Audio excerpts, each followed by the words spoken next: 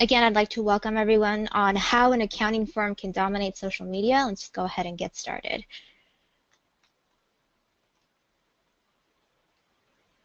Okay, so let's just go over the agenda really quick. We're going to define social media management because this is really what this presentation is about, and we'll define the importance of social media management. And then we'll be taking you some steps to build a stronger online community. I'll be giving you some resources, provide you conclusion, then we'll have the live Q&A.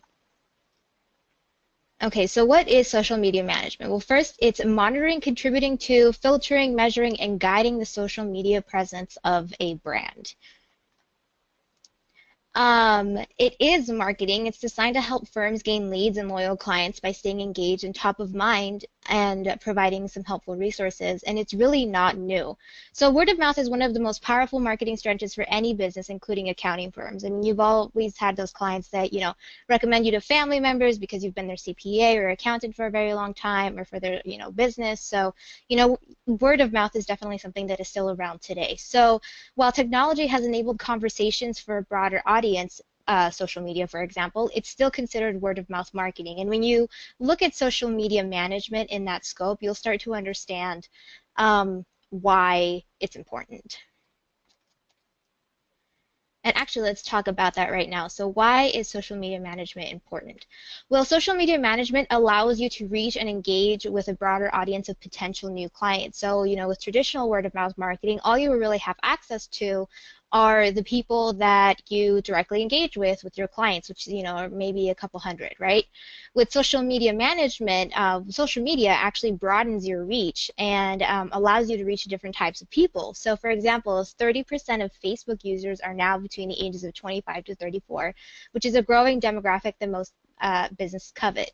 5 new profiles are created each second. So just think about all the different people that are adding their information and potentially allowing you to reach them, and which really allows you to give your firm an ever-growing audience reach. And just so you guys know, the highest traffic occurs midweek between 1 and 3 p.m. because people are at lunch and they just want to go on Facebook or Twitter or whatever it may be and join in on whatever conversation is happening that day. And it's actually 18% higher on Thursdays and Fridays. So what you need to know out of this is basically you can utilize this information to post the right content at the right time, which is very important on social media.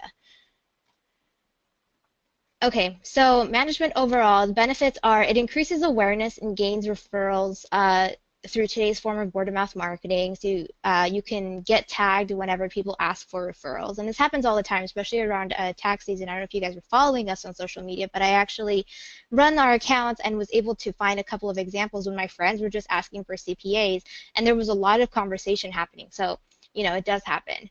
You can easily access or assess your results through analytics. Every single platform has some sort of analytics dashboard. So once you're familiar with all of the jargon and all of the information that's being thrown at you, then you can start to hone in on what your social media profiles are doing for you. It improves client loyalty by staying engaged with them, and you can engage with current and potential clients through polls, status updates, and questions. It's more cost-effective than any other forms of marketing, such as television, radio, print, if any of you guys are using that. And you can immediately address and answer basic customer service questions. So one that may pop up is, what are your hours for this year, for example, for July 3rd, since it was kind of an awkward holiday and just a random Tuesday that we got off of work, the people might be asking, are you going to be available on the 3rd, or are you on vacation? So those are just some of the benefits of social media management. So really, let's dig into what allows you to dominate social media, and that's really just building an online community. So the key to building a strong online community, which means loyal followers, is by providing valuable, educational, and meaningful content. So posts should be educational and relevant to your target audience's needs.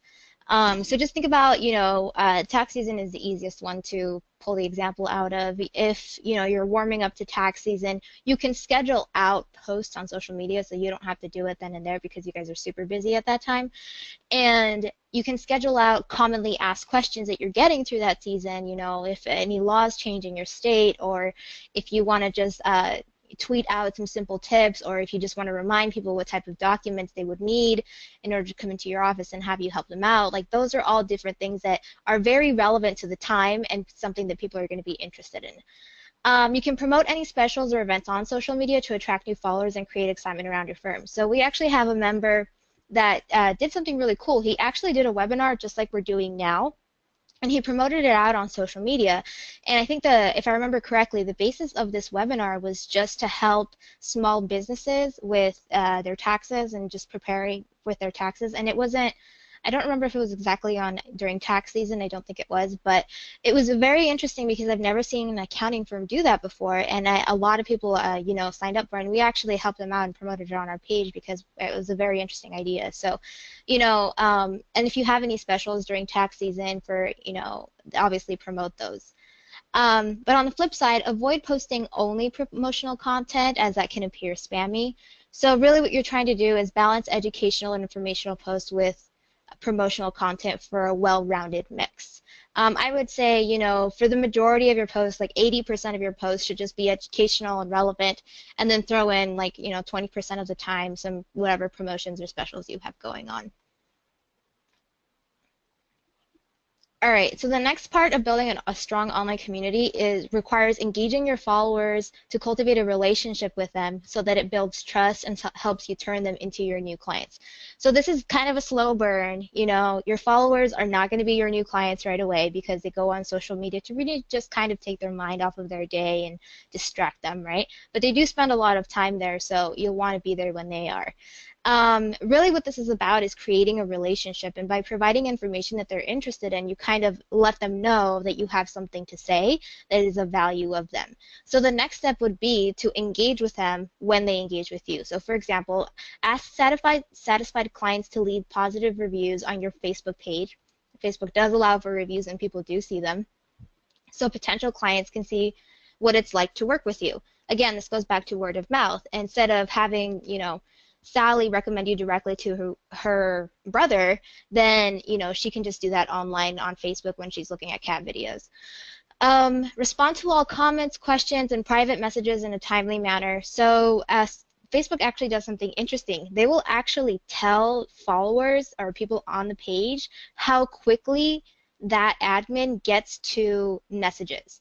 And it will actually reward admins or business pages if they answer quickly. So even if you don't have an answer to their question right away or to their message right away, just let them know that you've seen it and you message back like, hey, let me get back to you. I'll answer your question right away. And then that way Facebook will award you and actually put that badge on your Facebook page and let other people know that you're very responsive. Twitter and LinkedIn don't have a component like that, but it's still best practice to comment and, you know, leave questions right away. And sometimes people just leave random comments on your post, and it suffices to just react or like the post.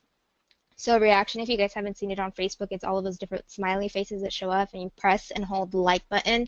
It'll show you all the different options. So, you know, pushing any of those options or just liking it like in the traditional Facebook way will suffice depending on the comment. Keep your target audience's needs in mind when you're planning your content strategy. So everything that you post on social media should be very deliberate. You know, so something that I typically do on our social media is I will look for resources or, you know, just content that I think you guys will find interesting. And not all of it is serious. Some of it's, you know, just kind of silly, or some of it's a little bit more informative. So for example, I've been finding a lot of cybersecurity articles lately because there's been a lot of hacking going on. I'm sure that you guys have heard about this. So I typically like to go to the IRS website and pull that information for you guys to share with you. And I can schedule those posts out so that, you know, it will post it on whenever people are online and most likely to see it. So, you know, just keep that in mind. But as I'm going through this content, I'm very deliberately choosing which content that I think you guys will find interesting, and I'm monitoring all the engagements, so the likes, comments, to kind of see which topics people respond to, and I know, and it steers me in the direction of your interests. And that kind of leads dovetails into the next one. Post topics about that give your current and potential clients a reason to share, like, and respond to posts, right? So I'm gonna look at the engagement, look at analytics, and figure out which posts actually got the most engagement. I'm gonna post most of that. All right. So when it comes to managing your online community, really, it comes down to three. It's comprised of three major components. It's creating content, obviously, managing engagement, so comments, likes, messages, and then also responding to reviews because these are starting to overlap more and more.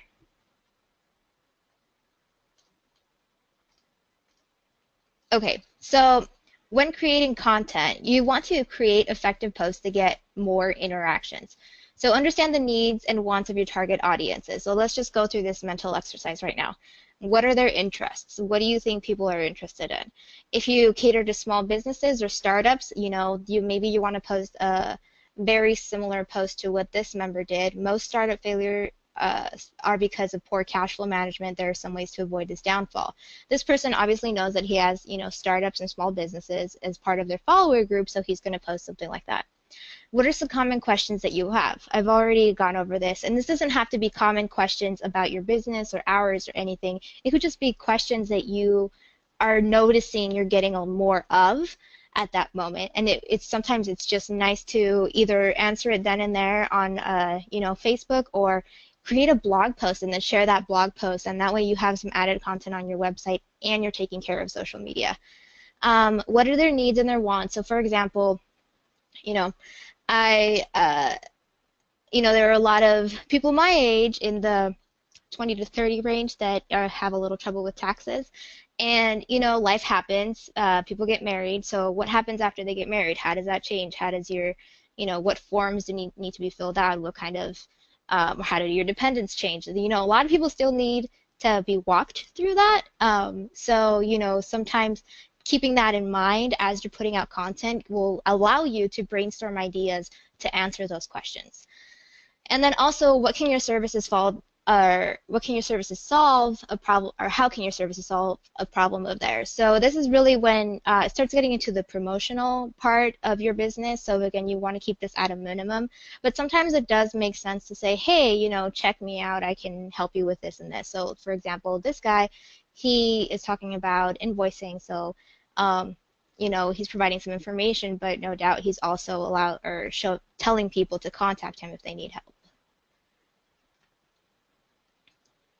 Okay, so creating effective posts to get more interactions. That also includes posting educational articles, tips, polls, and questions that are meaningful to your target audiences. So just to give you some ideas on what to look for as you're creating some content, how-to articles are great, relevant videos, you can ask for opinions via polls, newsworthy events in your industry, promotional posts on occasion, team events or upcoming events. So you wouldn't know it, but actually people do want to know what's happening in your office if you have one, or what your team is doing.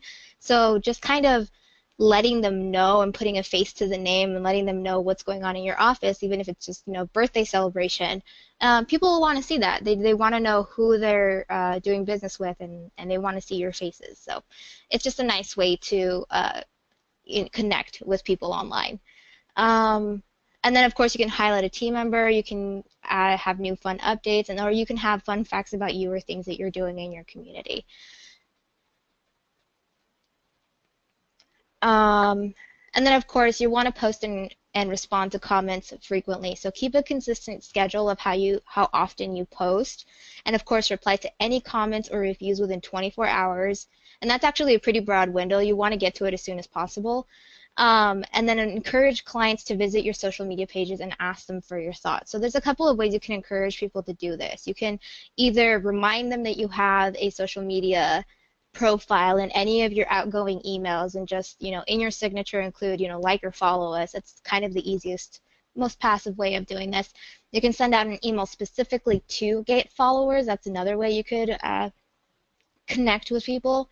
And then, of course, just adding the icons, which is super easy to do on a CPA Site Solutions website. Add icons and links to your social media profile so that people that are on there If they find your website, whichever way they do it, they can select to go online. But, you'll want to promote your pages in any way, shape, or form as you can. Okay, so I do think it was important to add this. So there's some content that, of course, you'll want to stay away from on social media just because, depending on who sees it, it could backfire. So let's see, any negative changes in your office, if someone leaves or, if they're fired, definitely don't put that up. Any bad jokes or personal Facebook pictures. I know when I was on the client services side, because I would have to deal with a lot of our members, or I would help a lot of our members as well with their social media. They would sometimes post pictures of them on vacation um, or just something that's has almost nothing to do with their business, and which is okay on occasion, but they were basically treating their page as their own personal Facebook profile, and that's not necessarily what people want. They want to be able to connect with your business, or you as a business owner, or you as a CPA, not necessarily as you as the person. And I mean, if they want to do that, they can just friend you, they friend request you. Um, Also, political debates, definitely stay away from those, maybe for the next couple of years. Those can definitely backfire no matter what side you're on. Highly opinionated posts, keep it professional. If you're not quite sure, so this is what I do, if you're not quite sure how people are going to take it, but you do want to start a conversation around a specific topic, I typically ask for thoughts. So I don't want to insert my opinion because I could be wrong on a lot of things, and I don't want to insert my personal views, right? So I would typically ask my followers for their thoughts. And then, people will comment and everything, and from there, you don't necessarily have to answer to what they're saying, but just maybe like their post, or, just be very professional about the comments or how you respond in your engagement. And then also argumentative comments in response to a negative review, definitely avoid those. Even if the person is in the wrong or whatever happened behind the scenes and you truly believe that the person that left the negative review is in the wrong, don't argue. It's just going to look bad. And other people can see that, and it could potentially deter people from coming to you. So no matter what, just apologize and let people know that you're on it, and that you want to address their concerns. Okay, so managing engagement. Oftentimes, people will interact with your firm on social media and leave a comment or review. It happens on occasion. Some people have a little bit more engagement, but typically you'll see about 1 or 2 comments. So just remember it's a two-way street. Reply to all comments in a timely and professional manner. And remember that whatever you say, everyone can see on social media. So be very conscious of what you're saying. And this really dovetails into responding to reviews. There are some tips here that will allow you to maybe go back if you ever have a negative review. Obviously, if you have a positive review, answer no matter what type of rating you've gotten. But on a positive review, publicly thank the reviewer by leaving a comment. Personalize the response, especially if you know them. You could say something to the effect of, "It was a pleasure to work with you. I hope that you have a better outcome on whatever." Just let them know that you know who they are, and that you appreciate their business as you're responding. And of course, if an employee or a staff member is mentioned, let that staff member know about their positive feedback, because it's always nice to get a thanks from someone. With negative reviews, which are probably what you're going to have to deal with a little bit more, unfortunately, is address them quickly and directly with apologies and offer to make things better. Don't make any excuses or come back with any accusations, especially because people are in the heat of the moment, and no matter what you say, you're just not going to be able to say the right thing in that person's eyes, so they may come back and fight you. So you don't want to turn this into a social media fight. Just take a step back, take the high road, and go from there. And then also try to move the conversation offline as quickly as possible. So an example would be, "We're sorry to hear that you had this experience. What's the best way to reach you so we can make things right?" You're not really admitting to anything, but you are apologizing for a negative experience which this person perceived to have had, and obviously you want to talk to them and make things right, so hopefully they'll allow you to. And if nothing else, even if the person doesn't respond or doesn't want anything or just, decides to leave you alone and doesn't want to deal with you anymore, at least people that see those responses will see that, oh, people make mistakes, and they'll see that you are actually trying to make things right, so they'll most likely just ignore the negative review.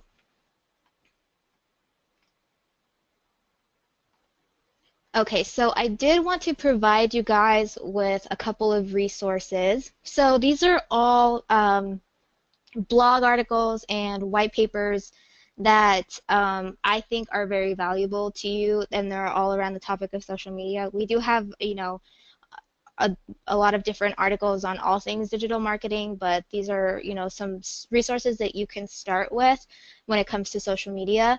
I would definitely start out with if you already have a social media presence and you want to just expand it, start out with 30 great social media post ideas for accountants just to get the juices flowing. And then if you're not totally convinced on social media and want to just learn a little bit more about it, then I would definitely download this, Running an Accounting Firm in the Age of Social Media. It'll give you a lot more specific information on how to post, why it's important, and a lot more valuable information on social media. And then I think this how to increase retention and lifetime value of clients is really important no matter what type of marketing you're doing. So definitely check that one out so that you can, look at your marketing overall and see what is most valuable to you.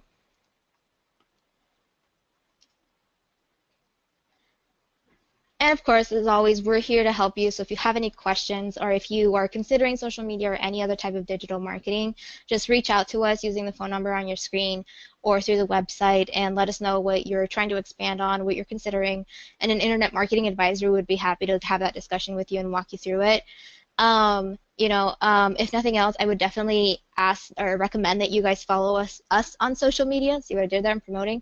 The links are right here. Or you can just search us on Twitter, Facebook, or LinkedIn, whichever your preferred method is, and just hit that like or follow button, and then you'll be able to get more resources like this because I typically post a lot of resources on our social media, and you'll be aware of all of the different webinars that we have coming up.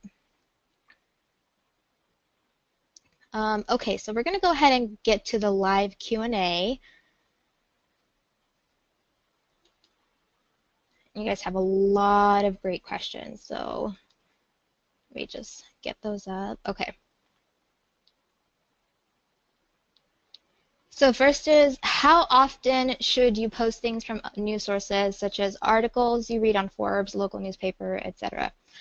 Honestly, as often as you like. A rule of thumb is to post on Facebook 1 to 3 times a week. And the key is really to just balance newsworthy third-party articles. So you don't have to go and create all of this yourself. You can just go and find articles that you find interesting and post those. Original content is great, but you don't have to come up with everything yourself. So rule of thumb with Facebook, again, it's 1 to 3 times a week, and with Twitter, it's at least 3 times a week because Twitter's in more real time. So posts only have we'll say like a life of about an hour, and then they kind of disappear, whereas Facebook can come back. So, just follow those couple of rules. Okay, so this is a really good question, and I get this one a lot. It's how do I get more followers on Facebook, Instagram, and Twitter? Okay, so first I would recommend that you focus on one platform first, whichever one is the most important to you. If you don't know which one you'd like more, I would test out either Facebook or Twitter. And the reason I'm saying this is because in order to get more followers, really what it comes down to, you have a few things that you can do. You can either email to let people know that you are on social media and on your preferred platform. So, let's just say Facebook. Just let them know that you're on Facebook. The next thing you could do is ensure that you already have content on there so that your followers have something they can go back to and see before they like, because they want to know that you're there and you're active. They're going to be hesitant to follow you if they don't see any content. So ensure that you have that content built up first. The other thing you could do if you really want to is you could throw a couple of, like 30 bucks in Facebook advertising simply to get more followers. And you can choose which type of followers you are wanting to attract. So, if you have like, $30 to $50 to spare, just run it for about, I don't know, a week or so or until you run out, and you can get more followers that way. Um, the next thing would be to post relevant content. So here's the thing. Whenever it comes to content with social media, what I found is that images and videos have the best reach. So because of all of the different content that's on social media, Facebook and Twitter have algorithms that prioritize which type of content they're willing to show people.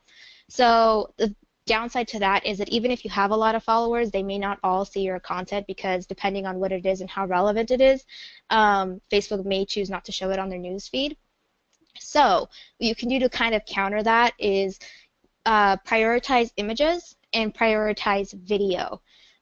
Video doesn't have to be anything fancy. It could be shot on your iPhone, or it could be a simple infographic that you make with free software online. It doesn't really matter. Those just have the best reach.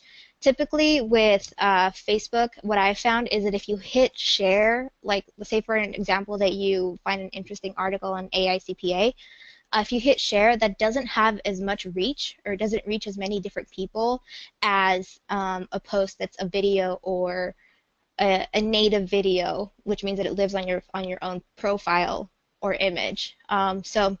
Definitely don't recommend buying any followers. A lot of the social media platforms have cracked down on that. So if they see that a lot of your followers are fake, then they're going to penalize you. So don't buy any. Yeah, so I think that's the best way to get more followers. Let's see, we have a couple more questions. Assuming that you don't already have many followers, how do you build up a following? That answers that. If you don't have any followers, I would recommend, like none at all, I would recommend that you go with advertising first and just kind of get the ball rolling that way. And then from there, you can start building up your content or building up your following by just posting more relevant content. But again, like I said, before you chase any followers, ensure to build up your content a little bit, especially if your page is new and you don't have anything up. Would LinkedIn follow the same protocol as these social media examples? Yes, it would. You're not really sure what type of content will resonate. I would definitely recommend that you go into their respective analytics for whichever platform you want to use. So for example, LinkedIn. Go into analytics and get a little background and demographics on the people, and that'll allow you to understand who these people are and what you should be talking about. So it's not like you're guessing, right? You're not just throwing something up and hope it works. You have some resources that you can use in order to sort of hone in or get an idea of what topics would be interesting, and then from there you can refine the type of content that you're posting.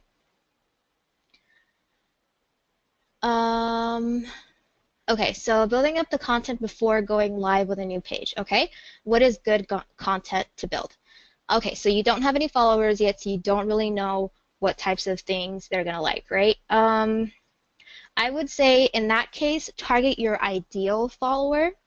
So let's say, for example, you live in the Bay Area and you want to target tech startups, right? So I would probably go to TechCrunch, any of those techie sort of things, and then look in their business section and try to post those types of articles. Just start building it from there, and then hopefully from there you'll start to get an idea of what they like.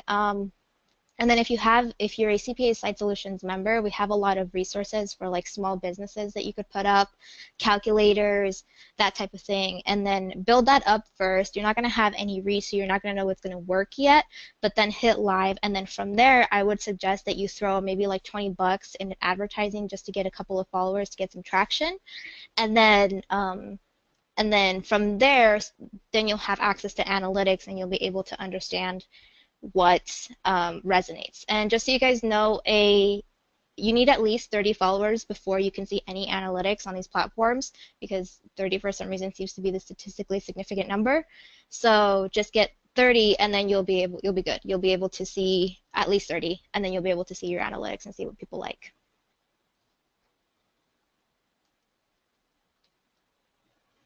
These are a lot of great questions, guys. Okay, so let's see. Oh, here's a good one that I typically get. Most of our current clients are older. How do we use social media to engage them while still appealing to a younger potential client crowd as well? So there's a couple of things that I would suggest. First, I would go to a platform that has a broad reach in age range, right? So Twitter and Facebook are your primary uh, platforms there because I mean Facebook has users from like ages 13 and up. Everyone really uses it. Twitter, I believe, is about the same.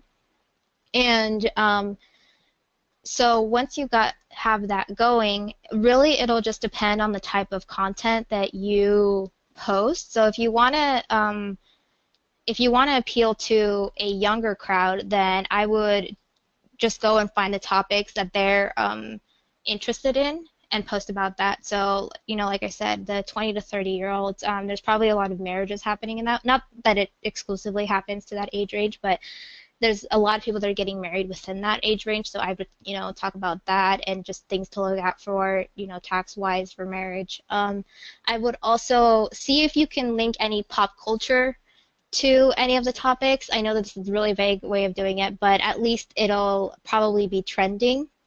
So an example that I could, let's see,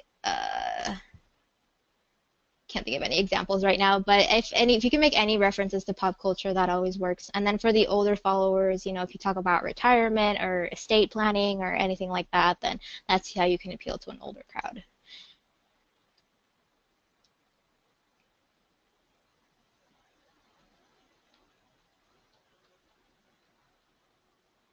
Let's see if you guys have any other questions. Oh, so if you guys don't have any questions, I would recommend, for now, link your all of your profiles for Facebook and Twitter on the apps on your phone. That way you get notifications whenever anything happens on your page.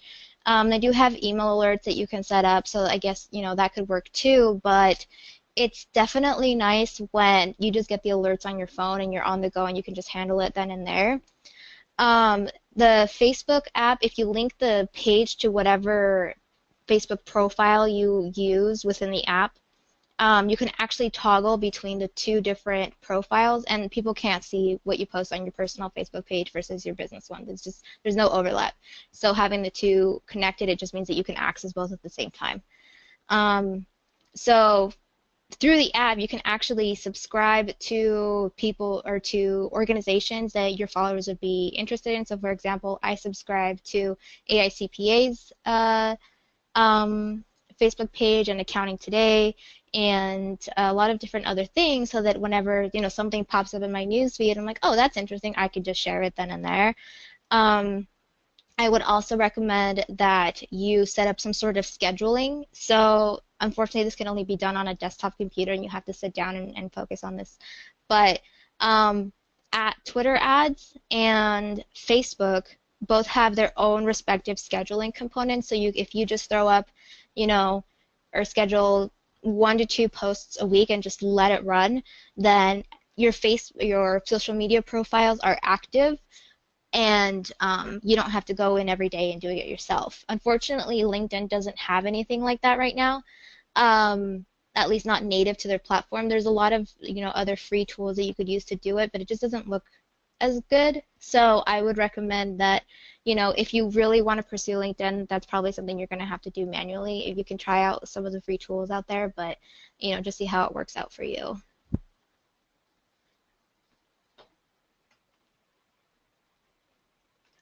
Okay, here's a good question. How can you balance formality and informality in your posts?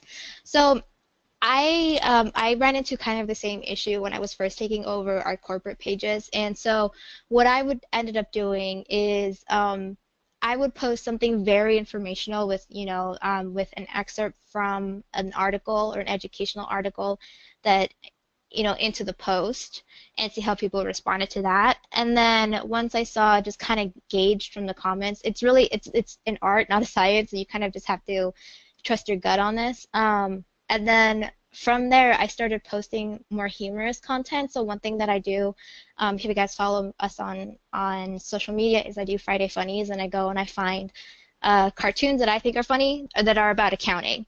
Um, and so I'll post some of those, and then I kind of just gauge from there how people react to it and how they engaged with it.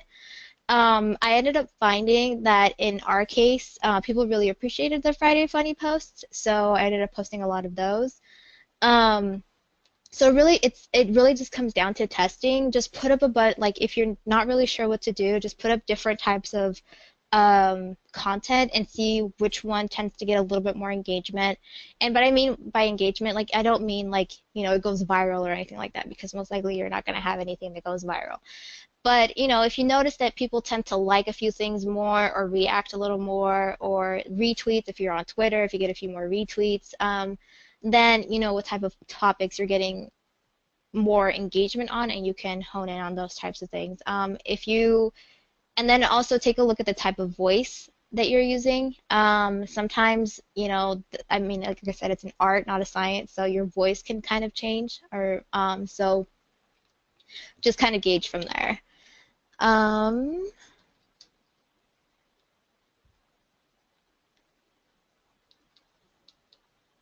let's see. I think we have one more.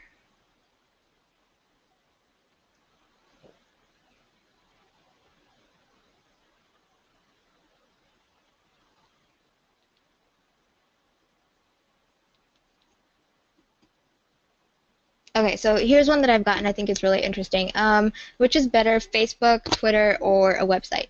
So with this one, when you're choosing social media, which platform to do, I would start honestly with whichever one you have the most followers on if you want to focus on one specific one, or whichever one you see your analytics reveal the type of follower that you want to reach. But regardless of which social media you use or social media platform you decide to target, then you would definitely need a website.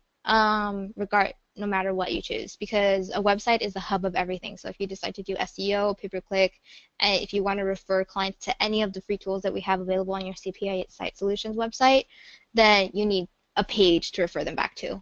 And especially if you end up using a blog, I don't know if you guys have seen any of our other webinars, but a blog is very valuable for SEO purposes, and it can actually help you create content for social media as well. So, just focus on that. Okay, so similarly, what would you recommend, Instagram or Snapchat? Honestly, right now, I would recommend Instagram a little more over Snapchat because I feel like Snapchat is still kind of in its infancy when it comes to businesses. And Instagram does have the capabilities of Snapchat now. They have filters, they have stickers, they have all of that stuff. And I've seen a lot of, at least my friends, migrate over to Instagram, not so much Snapchat anymore. And then with Instagram, if you connect it to your Facebook, then you can advertise and cross-post between the two platforms. So if you do Instagram, it kind of gives you capabilities elsewhere. But if you want to target a very young crowd, then I would definitely recommend Snapchat. But again, with Snapchat, it's a very specific type of demographic. So if you want a little bit more reach, then I would probably do Instagram, just because Instagram's been around a little longer, and there's so many different capabilities now that you're more likely to reach a broader audience.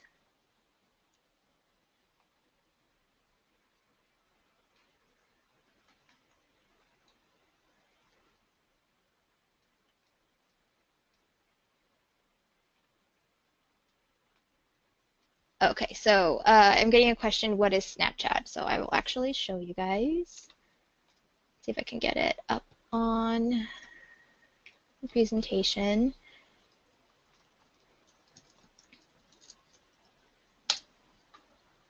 So Snapchat is an app that's specifically to mobile. You can't upload any content or anything. Actually, the same is true for Instagram. You can't create any content, and you can't and you have to create content then and there for both Instagram and Snapchat. But basically, it's an app, and it's an app that allows you to take short videos or pictures and just send it to your followers, and they have what are called filters. So these filters will, kind of change it'll change what the image looks like. So if you put a filter on over a person's face, then it'll, change it to a doggy filter. You'll see a crown of flowers. If you guys have seen any of those profiles, that's where that's coming from. Um, so, and the whole purpose of Snapchat is basically you send a picture and/or a video, and it disappears within a few seconds, and people can't repost it depending on how you send it. So it'll either repost once, or it'll disappear once people open it, or it'll disappear within 24 hours depending on which type of content it is. But as far as like Snapchat for Business is concerned, I haven't seen anything really that gives in-depth analytics. So this is what the icon looks like in the Apple Store or Google Play if you have an Android. So they don't have a whole lot of capabilities, so you don't have really analytics to understand. I think it's a fun app for sure, but you're not going to get a whole lot of feedback when it comes to what's worth it and what's not. I'm not, you could definitely try it out, but I'm a little skeptical on how it would work out for accounting firms. See if I can put up download. Okay, so they don't have the greatest tutorial online, but that's kind of what it looks like right there.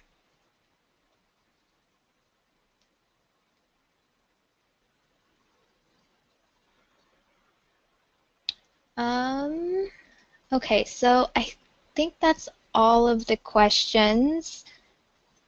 At this point, I'm going to go ahead and conclude the presentation, but I'll go ahead and hang on just in case any latent questions pop up. So at this point, I just want to, thank you so much for joining us, and hopefully hopefully we'll see you again soon. Just, subscribe to our social media if you want to learn about any more of these webinars. Have a great day.